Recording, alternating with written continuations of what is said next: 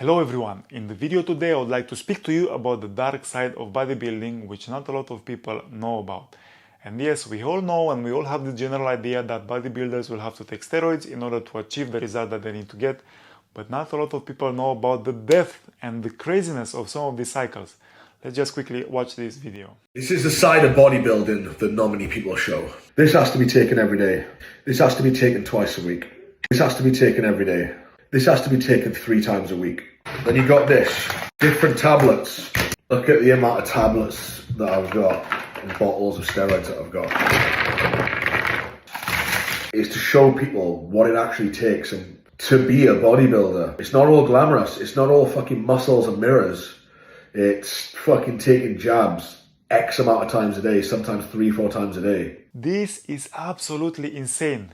Were you guys aware that this is what bodybuilders have to go through and this is what bodybuilders have to put their body through in order to achieve those crazy physiques?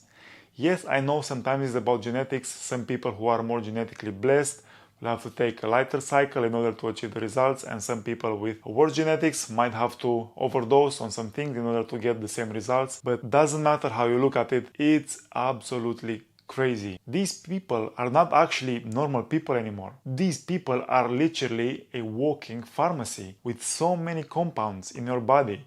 You take this, then you take this to counteract that, and so on, and you end up with literally, you saw this guy's table was full of injectables, of pills, of all these type of medicine to help him be a bodybuilder. And for what? To go on stage, to be judged by a judging panel who doesn't really care about you, about your health. And 95 of the people who do these crazy cycles, who go on stage, they will not even get the chance to get a pro card. They will have a couple of years where they push their bodies to the max, and then something happens, and then they have to quit. And when you come off the gear, you don't look that way. You shrink down. The cosmetic effect of gear thins out. And then what? You're stuck with these side effects for life, because some of the side effects are irreversible. It depends on each individual, but some of the side effects are irreversible. Let's take, for example, you might shut down your testosterone production. You'll be all your life on TRT. Not to mention liver damage, kidney damage, enlarged heart, enlarged prostate. You might become infertile, especially if you are a lady. And we all know that some of these girls, even though they don't have the same physiques and they're not as muscular, they take so much drugs. It's crazy for me that these federations allow something like that. You know, with males, you see the changes,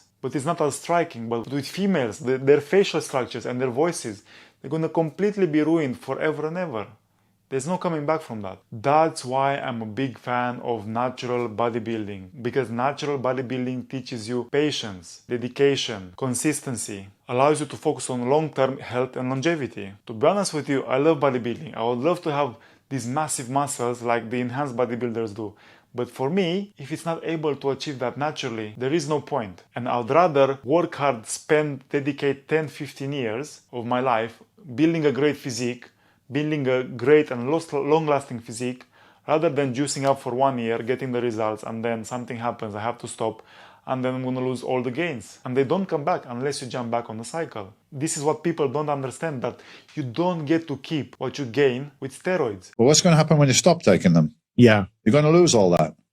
Oh, no, if I keep trying. No. I had so many guys that I'm going to do a course, but then I'm going to stop, and afterwards I'm going to train hard and I'm going to keep it. I'm like, no, you're not. You're going to lose all of it. Whereas as a natural, yes, you grow harder, it takes way longer, but you get to keep. Even if you stop, then a couple of weeks, you'll be back to where you used to be. And you don't have to be afraid about all these side effects and long-term side effects, because there is no free ride with steroids. Sooner or later, the paycheck will come.